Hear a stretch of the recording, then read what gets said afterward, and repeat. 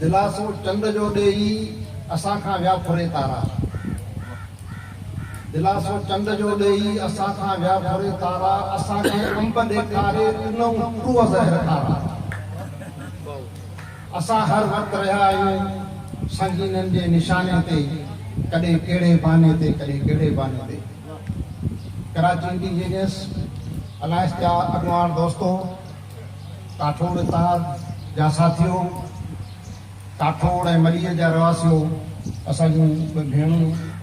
जेके हिते आयूं आहिनि, तव्हां सभिनी खे अस्सलामु अलैकुम। काफ़ी दोस्तनि अॼोकी हिन गॾिजाणी जे हवाले सां ॻाल्हायो आहे। अॼु जॾहिं असीं इहे गॾिजाणी करे रहिया आहियूं त काफ़ी देरि थी चुकी आहे।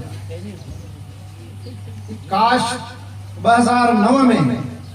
जॾहिं हिते बेरा जो कमु शुरू थियो हो, उन वक़्तु असां सियासी सुझबूझ जो मुज़ाहिरो कंदे ऐं हिननि ॾटनि मां निकिरी हुकुमराननि जे जेकॾहिं का जदोजहद कयूं आहे त यकीनन अॼु बेरा इन शिकिल में कोन हुजे हा जे शिकिल में असांखे अॼु नज़र पियो अचे। पर हाणे जॾहिं इहो उन पंहिंजे आपे खां निकिरी छितो थी पियो आहे, हाणे काहे सॼे कराची जे ॻोठनि में पियो आहे। अॼु काठोड़ खां पोइ उनजो टारगेट जामशोरो डिस्ट्रिक्ट आहे, उन ताईं उनखे वञिणो आहे। अलाए किथां दुनिया ईंदी, किथां माण्हू था जिनखे हिते आबाद करिणो आहे। उन ई हवाले सां असां के जीअं मूं पहिरीं चयो त हिकिड़ो मिसाल आहे त उठ तॾहिं पे रड़िया जॾहिं ॻोरा ॾिसजा। जॾहिं असां हिन जी शुरूआत ॾिठीसीं त असांजे तबाही जो हिकिड़ो मनसूबो ठहे पियो। माज़ीअ में हीअ कराची ते जेका वालार थी आहे, केजीए जे हवाले सां, एमडीए जे हवाले सां, स्टील मिल, फोर्ट कासम जे हवाले सां,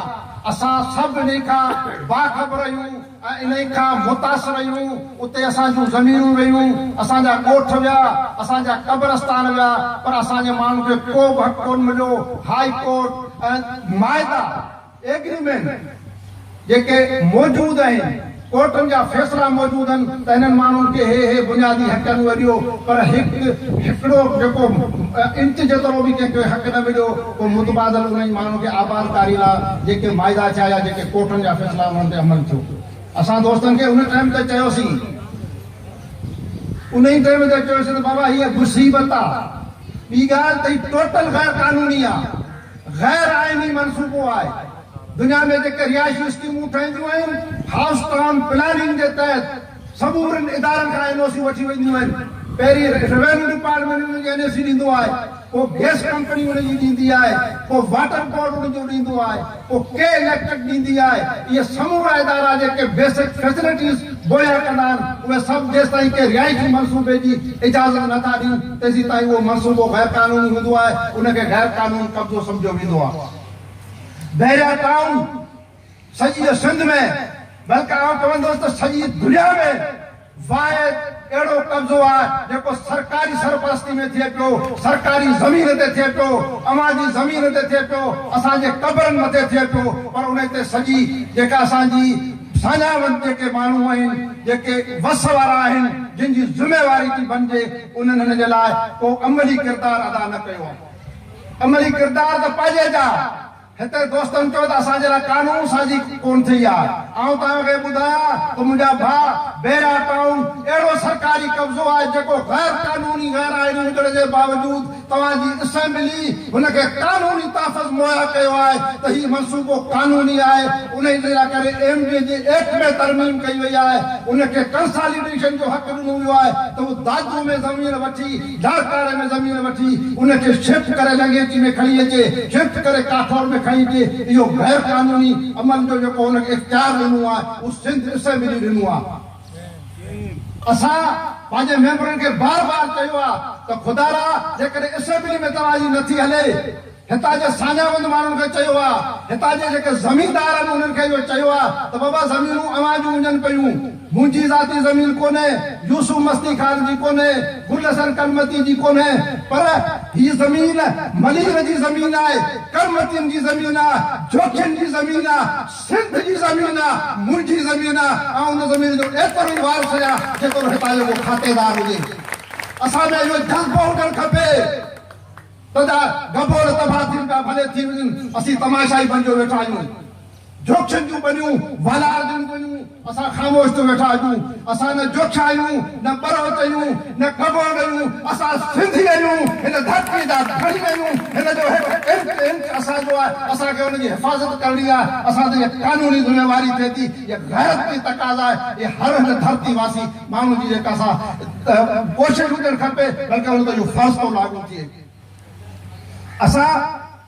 दोस्तनि शुरू में जे कोशिशि कईसीं, नंढड़ी हिकिड़ी कोशिशि कई आहे, जिते असेंबली जी पाण ॻाल्हियूं था करूं, असेंबली ते वरी हुन खे पढ़ायो, पर अवामी तहरीकनि आवाज़ वारनि माण्हुनि साञावद माण्हुनि उन पहिरीं कोर्ट खे वञी उन्हनि खे टोड़ायो। हिते बेटे निज़ाम जी ॻाल्हि थी, 2011 जो कानून ठहिजी वियो, सिंध असेंबली मंज़ूर करे छॾियो, पर मलीर जे माण्हुनि न मंज़ूर कयो।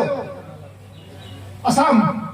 न मंज़ूर कयोसीं, हितां जा माण्हुनि सॼी सिंध पहिरीं हली, असां हुन सां गॾु हुआसीं। उनखे गवर्नमेंट खे मंज़ूर वापसि वठिणो पियो, उहो कानून असेंबली खां मंज़ूर थियल उन्हनि वापसि वरितो।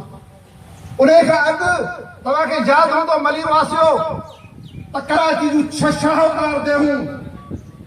जेके यूनियन कौंसिल 10 साल छॾे ऐं यूनियन कौंसिल लाठीअ ते मुश्तमिल हुयूं, उन्हनि खे कैप्सी में शामिल कयो। जॾहिं अवां मलीर वासियुनि हितां जा माण्हू इहो फ़ैसिलो न क़बूल कयो, रोडनि ते निकिता, सीएम हाउस ते पहुचण खां अॻु में गवर्नमेंट को फ़ैसिलो वापसि वठणो पइजी वियो।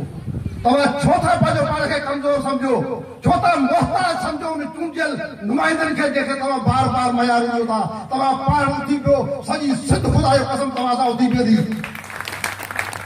इन बेबी असीं जीअं लतीफ़ साहिब चयो त पसंदकार पीढ़ीअ जे ॾूंगर न दौरे, पाण कुझु न करे, पसंदकार पीढ़ीअ जे ॾूंगर न दौरे, वेठी घर घोरे मथां पीढ़ीअ जिंदो, वेठा घर हुजूं ॻाल्हियूं वॾियूं करियूं, पोइ असां कीअं पंहिंजा माॻ बचाईंदासीं।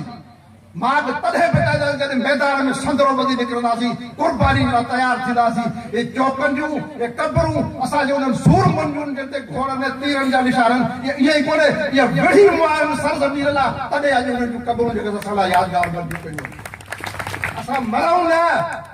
विढ़ूं न, कंहिंखे मारियूं न, पर पंहिंजे सरज़मीन लाइ, पंहिंजे हक़ जे लाइ मैदान में अचूं। असांखे आइन हक़ थो ॾे पाकिस्तान जो, कानून असांखे हक़ थो ॾे। अॼु बि तव्हां मां हुते काठोड़ जा माण्हू तव्हां सां इहो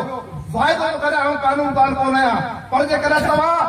सुप्रीम कोर्ट में, हाई कोर्ट में पंहिंजो केस खणी वञो, उते इहो ई चयो त असां सां ज़ुल्म थियो आहे, असां सां नाइंसाफ़ी थी आहे, त सिंध असेंबली जो कानून ईअं छुटिजी वेंदो। हीअ 2011 वारो लोकल गवर्नमेंट जो ऑर्डिनेंस छुटिजी वियो। हिमत करणी आहे, पंहिंजे हक़नि जे लाइ करे मैदान में निकिरूं आहे। असां पाण में अकेले सिर्फ़ कमज़ोर आहियूं, पर जॾहिं गॾु थियूं था त पहाड़नि खां बि मंज़ूर आहियूं। मूंखे यादि आहे त हिन बेरा जे मनसूबे ते असां मायूस थियासीं, दोस्तनि सां काफ़ी मीटिंगूं थियूं। गुलशन कलमती साईं पालारी साहब हिकिड़ो ॾींहुं मूंखे फ़ोन कई त असीं चवंदा प्रेस कॉन्फ्रेंस करणी आहे। रज़ाकाबाद आया, उते असांजो पाण में एॾे ख़्याल जी ॾे वरितई। मूं उन्हनि खे चयो त तव्हां ॿई गवर्नमेंट मुलाज़िम आहियो, छो था पाण खे झंझाड़ में वञो। ज़मीनदार किरां विया आहिनि, जंहिंजा घर पिया करनि उहे किरां विया आहिनि। जेसीं उहे माण्हू न निकिरंदा तेसिताईं पंहिंजी जदोजहद कामयाब कोन थींदी। असां 3 ॼणनि मीटिंग कईसीं, उन खां पोइ सॼी संगत जुड़ेजो साहब वेठो आहे, यूसुफ मस्ती खान वेठो आहे। जॾहिं उहो अख़बार में लॻो त असां ख़ुदि हिते काठोड़ जे माण्हुनि कुझु राब्ता कयो। बदकिस्मती आहे असां वटि अॼु कोन्हे, असां सां कोन्हे, पर उन वक़्तु उहो असां सां गॾु हुआ। त जेका कोशिशि थी आहे, अॼु जेको ॿेरिया खे सुप्रीम कोर्ट या ॿियनि इदारनि जेके इंसानी हुकूक जे हवाले सां जेके ॼाता सुञा था वञनि था, उन्हनि जेके उनजे ख़िलाफ़ को मौक़िफ़ रखियो आहे, त उहो यकीनन कराची इंडिजिनस राइट अलायंस जे जदोजहद जो नतीजो आहे। सुप्रीम कोर्ट जेको 100 मोटो वरितो आहे, जेतोणीकि असांखे मीडिया सपोर्ट कोन थी करे। अॼु ही मुतासिरीन जो, मज़लूम माण्हुनि जो एहतजाज आहे, पर हिते असांजी उहा मीडिया जेके असां कुल्हे ते खणी उनखे आसमान ते पहुचायोसीं उनजो को बि नुमाइंदो हुते मौजूदु कोन्हे छाकाणि जो ही मलीर जे माण्हुनि जो जेन्युइन मसइलो आहे बेरिया टाउन जे ख़िलाफ़ आहे उहो बेरिया टाउन खां भतो था वठनि इन जे करे अॼु उहे असां वटि मौजूदु कोन्हनि पर जेके आहिनि उन्हनि खे सलाम जेके त असां लॻनि मौजूदु आहिनि जिदोजहद में बि असां सां गॾु आहिनि अॼु असां वटि हिते आहिनि असांजो उन्हनि खे सलाम असीं तव्हां सां काठोड़ जा दोस्तो मलीर जा दोस्तो वाइदो था करियूं असांजे हथ में कुझु कोन्हे पर असांखे अलाह साईं अकल ॾिनो आहे असां हिन माशरे जा सुजाग माण्हू आहियूं असां बुरे भले खे सम्झूं था असां नजाइज़ जाइज़ खे सम्झूं था असीं जिदोजहदनि खे हलाइण जे तरीक़े कार खां वाक़ुफ़ आहियूं जेकॾहिं तव्हां हेड़ा मेड़ा का कया त इहो उन में बिल्कुलु तव्हां सिंध बल्कि पाकिस्तान सॼे जा साञावंद माण्हू उहे बि तव्हांजे हक़ जे लाइ करे ईंदा पर तव्हांखे निकिरणो पवंदो जीअं तव्हां काठोड़ ताज सां हिकिड़ो प्रोग्राम पहिरीं कयो आहे अॼु हिते असीं तव्हां सां गॾु तव्हांजो ॿियो प्रोग्राम आहे जेकॾहिं न कयो हीअ हिकिड़े क़िस्म जो बंदि आहे अॼु असां ही मोर्चो ठाहियो आहे त सभिनी गॾिजी